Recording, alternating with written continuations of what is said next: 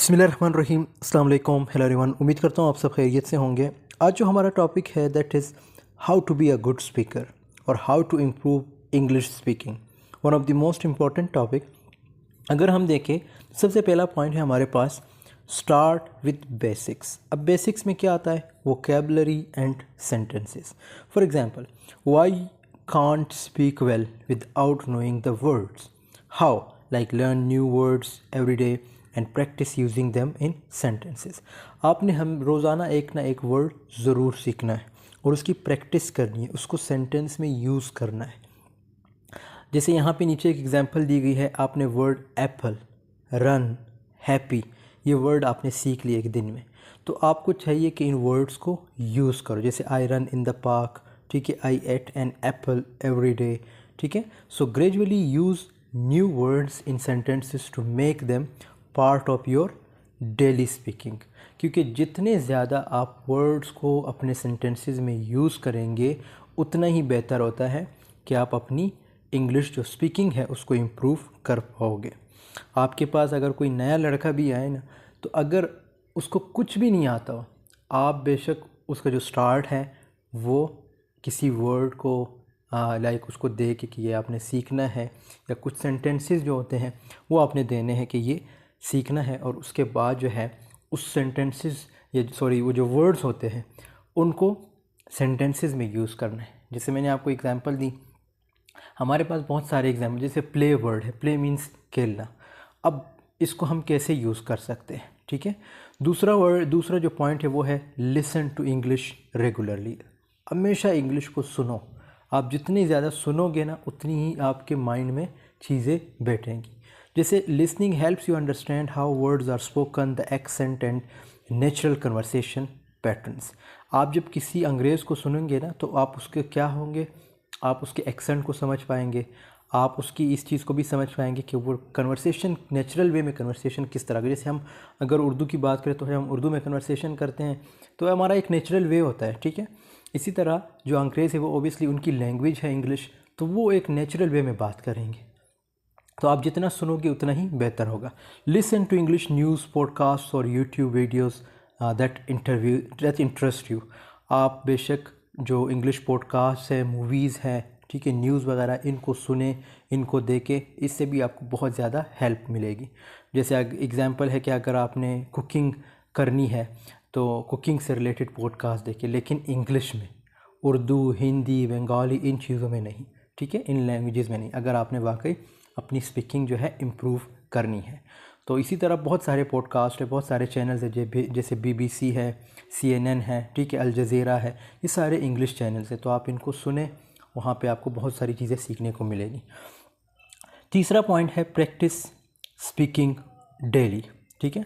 आपने रोज़ाना स्पीकिंग की प्रैक्टिस करनी है। वो कैसे? जैसे you can only improve speaking by actually speaking, ठीक है। कितना इंपॉर्टेंट सेंटेंस है कि आप तभी अपने आप को इम्प्रूव कर सकते हैं जब आप रोज़ाना उस चीज़ को रिपीट करेंगे, उस चीज़ को बोलेंगे। Find ways to talk in English even if it's just I to yourself. कहते हैं वो रास्ते भी आपने फाइंड करने हैं अगर आपने किसी चीज़ की प्रैक्टिस करनी है। बेशक वो चीज़ सिर्फ आप तक लिमिटेड हो, आपके लिए कोई बंदे की ज़रूरत नहीं है कि आपको कि यार मेरे सामने कोई बंदा होना चाहिए तभी मैं प्रैक्टिस कर पाऊँगा। Speak to yourself in the mirror. जैसे यहाँ पे आपकी जो प्रॉब्लम है वो भी सॉल्व कर दी गई है। And pretend that something to someone, ठीक है। मतलब शीशे के सामने खड़े होकर आपने बोलना है और आपने ये प्रिटेंड करना है, ये अपने माइंड में रखना है कि मेरे सामने कोई बंदा खड़ा है जिसके सामने मैं बोल रहा हूँ। Use simple sentences like today I will go to the market, I will buy vegetables, ठीक है। आपको बहुत एडवांस ना बोलने की ज़रूरत है, ना किसी जगह आपसे एडवांसमेंट चाहिए होती है उनको, ठीक है। आप सिंपल सेंटेंसेस यूज़ करें, जितना आप सिंपल बोलेंगे उतना ही बेहतर होगा आपके लिए। आप CSS उठा के देख लीजिए, जितनी आप सिंपल इंग्लिश लिखेंगे उतने ही बेहतर रिजल्ट्स आपको देखने को मिलेंगे। सो जितना आप सिंपल रहोगे किसी भी लैंग्वेज को यूज़ करने में उतना ही बेहतर होता है। अच्छा, उसके बाद है fourth point, use English in real life situations. ये भी बहुत इंपॉर्टेंट है। Like using English in real life situations helps you practice naturally. आप जो चीज़ है सीख रहे हैं उसको नेचुरल वे में यूज़ करें। मतलब उसको रियल लाइफ में यूज़ करें, रियल लाइफ सिचुएशंस में यूज़ करें। Like start using English when ordering food. अब वो सिचुएशन आपको बता दी गई है।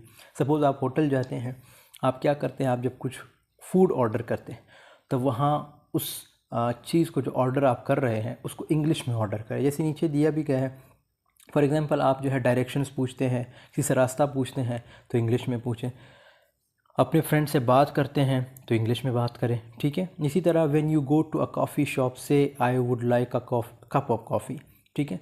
आप किसी कॉफ़ी शॉप जाते हैं, किसी होटल जाते हैं और आपको कॉफ़ी चाहिए तो आप इस तरह इंग्लिश में बोल सकते हैं कि आई would like a cup of coffee please, instead of using your native language कि मुझे कॉफ़ी चाहिए या मुझे चाय चाहिए, ठीक है। तो ये नेटिव लैंग्वेज को यूज़ करने की बजाय आप इंग्लिश का अगर यूज़ करेंगे, जैसे I would like a cup of coffee या I would like a cup of cake, sorry a cup of tea, ठीक है। तो ये सारी चीज़ें जो है आपके लिए बहुत सारी हेल्पफुल होंगी। मतलब सिचुएशन को आपने देखना, अगर आप मार्केट जा रहे हैं तो आप उस चीज़ को मार्केट में यूज़ करें, उस लैंग्वेज को।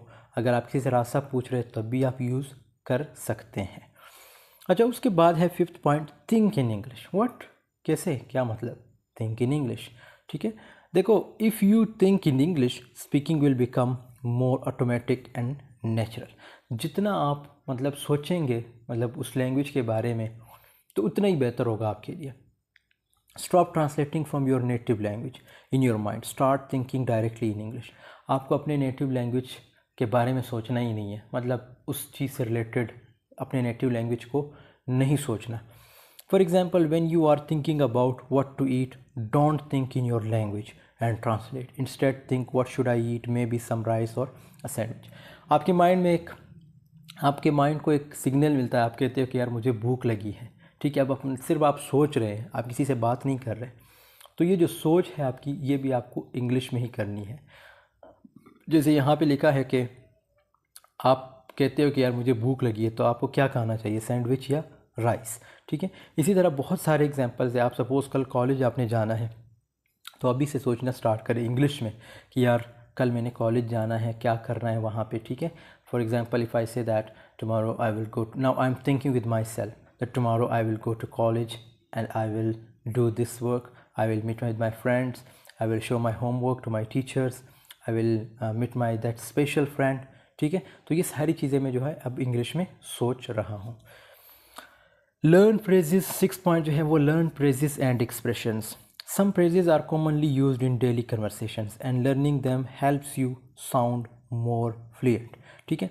आपने फ्रेजेस हमेशा सीखने हैं। आपने कभी भी ये नहीं कहना कि यार फ्रेजेस जो है वो मुश्किल है, वो सिर्फ अंग्रेज़ों के लिए है। नो, आप जितने अच्छे फ्रेजेस सीखेंगे उतना ही बेहतर होगा, उतना ही आप अच्छा कम्युनिकेट कर। जैसे मैं अभी आपको नीचे कुछ एग्जांपल देता हूँ, आपने शायद ये पहले कभी ना सुने हो, लेकिन सुने भी होंगे तो आपको मीनिंग पता नहीं होगा कि इसका मतलब क्या है। जैसे focus on learning common expression instead of just individual words. For example, learn phrase like how is it going means how are you, ठीक है। हाउ इज़ इट गोइंग, आप किसी से पूछे कि हाउ इज़ इट गोइंग, वो शायद उसको समझ भी ना है कि व्हाट डज़ इट मीन, तो इसका मतलब क्या है, हाउ आर यू। इसी तरह व्हाट्सअप मीनिंग व्हाट्स न्यू, क्या नया है, ठीक है, कोई नई बात, ठीक है। So what's up, could you help me instead of just saying help, ठीक है।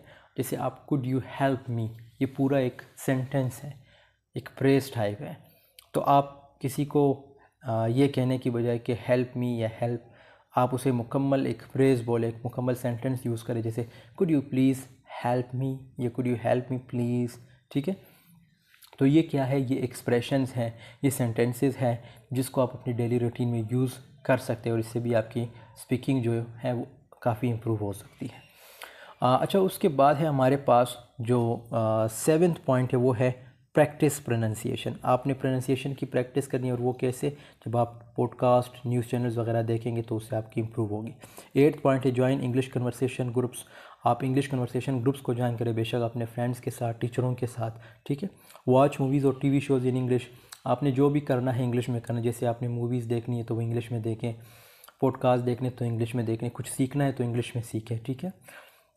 10th point, don't be afraid of mistakes. Mistake से कभी भी ना घबराएं, मिस्टेक्स हम सारे करते रहते हैं क्योंकि ये हमारी नेशनल लैंग्वेज तो नहीं है, हम सीख रहे एक लैंग्वेज को।